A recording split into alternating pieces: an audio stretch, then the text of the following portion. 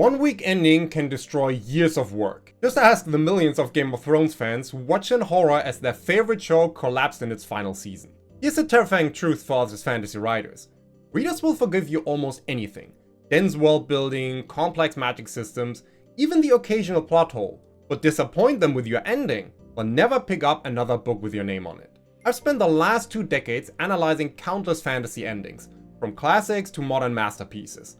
And I discovered something shocking. The most devastating mistakes that ruin fantasy endings are easily avoidable once you know what to look for. But before I reveal these mistakes, you need to understand a crucial truth about fantasy endings that changes everything. Successful authors in other genres get away with some of the most devastating mistakes all the time, while fantasy stories are ruined by them. Think about the fantasy books you love. Usually there are 2 types of endings. The first type just wraps everything up, like most books do. Resolve the plot, tie up character arcs, maybe throw in a twist. These books, they get nice reviews. People say, that was good, and then they forget about them.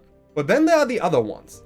These are the books that readers can't stop talking about. You've probably experienced this yourself, the ones you immediately text your friends about. Like Brandon Sanderson's Mistborn trilogy. I still see people debating that ending on Reddit every week.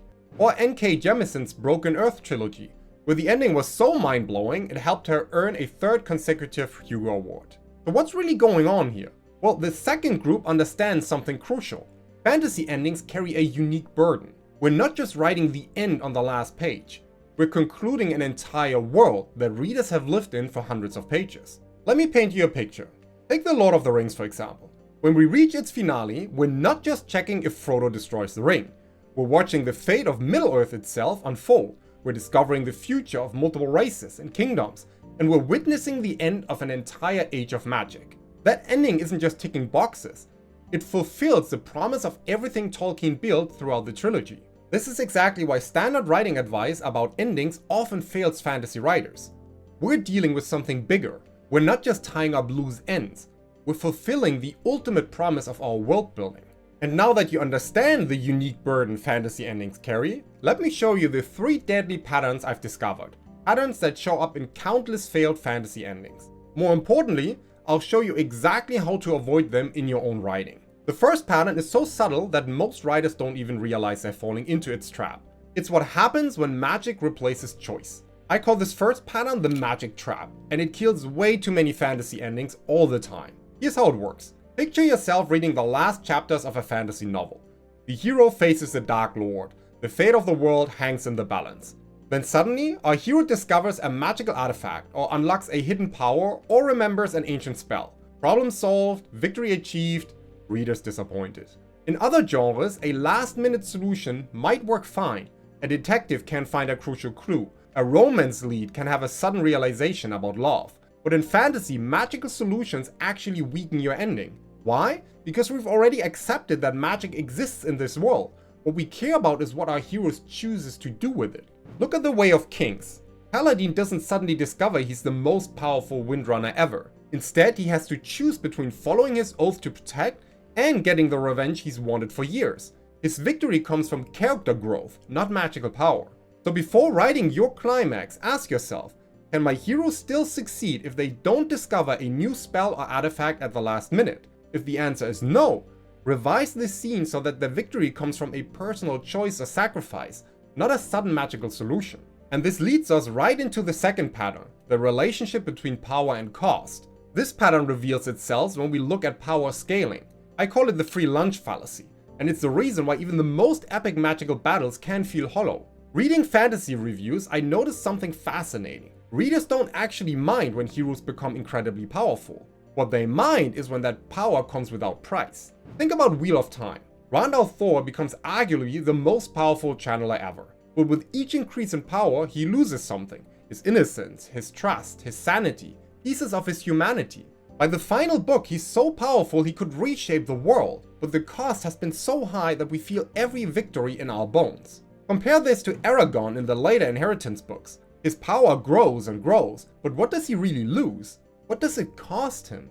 The endings readers remember most tend to follow what I call the power price law. The greater the power, the greater the cost must be. I always try to identify what my hero loses each time they gain a new power.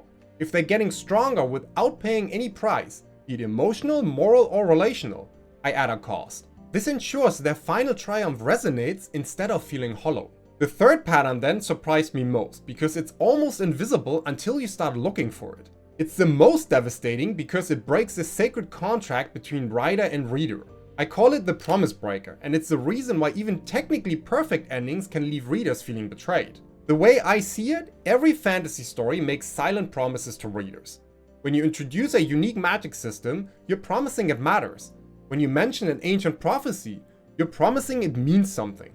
When you show your hero's deepest fears and dreams, you're promising they'll be tested. The Night King storyline in Game of Thrones shows what happens when we break these promises. For 8 seasons we heard winter is coming. We saw ancient warnings carved in cave walls. We learned about prophecies and magical destinies. But in the end, most of these threats were either forgotten or resolved too quickly to satisfy.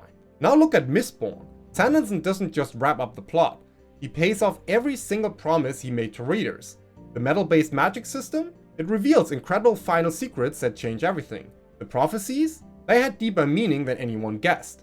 And the hero's personal struggles? They directly impact the fate of the world. But I've found it's important to list every prophecy, hidden secret, or cultural tension you introduced into your world.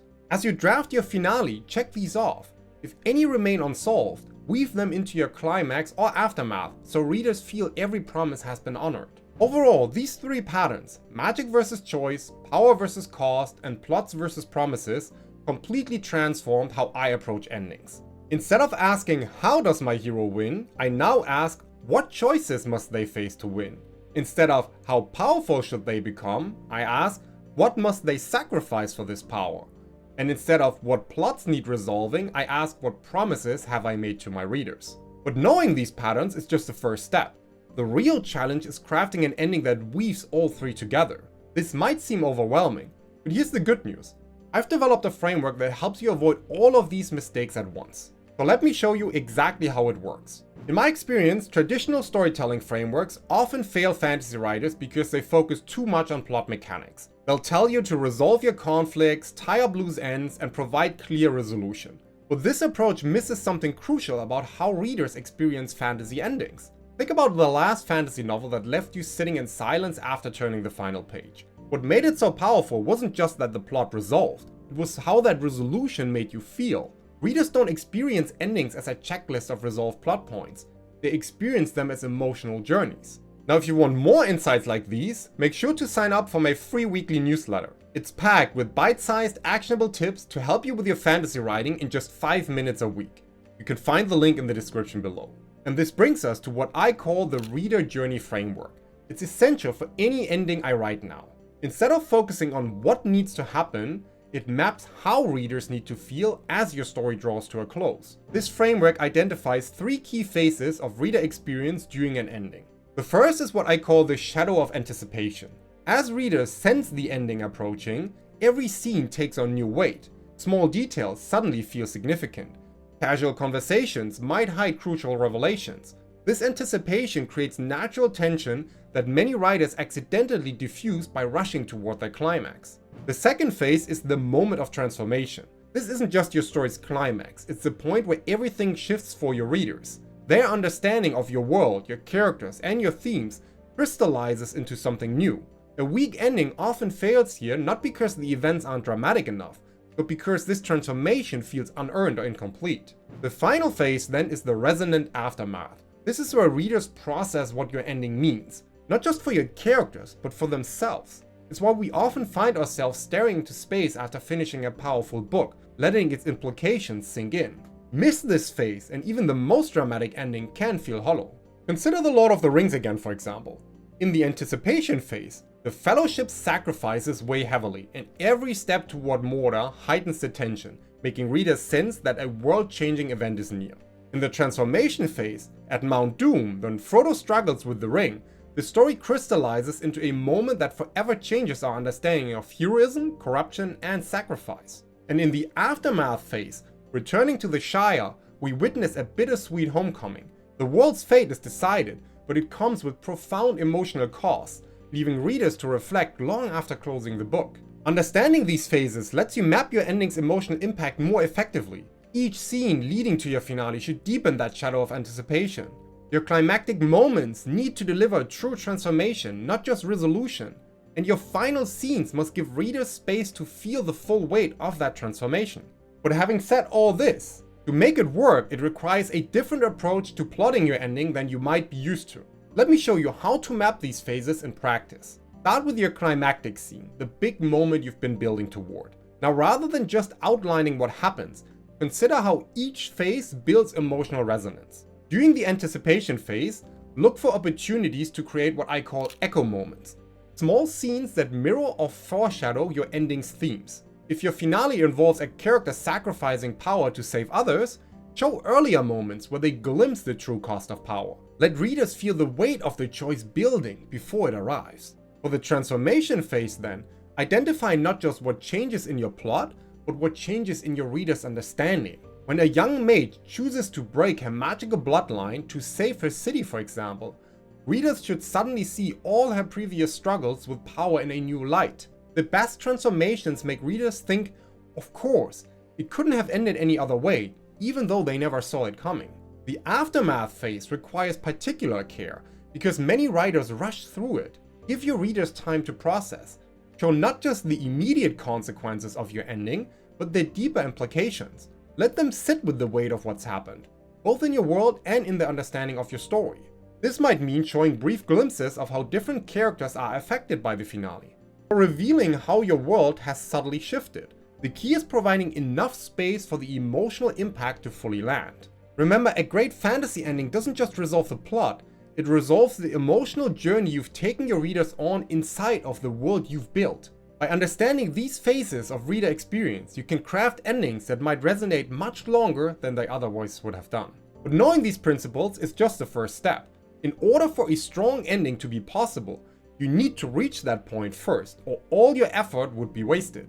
So check out this video here to find out how I would approach a new fantasy novel in 2025.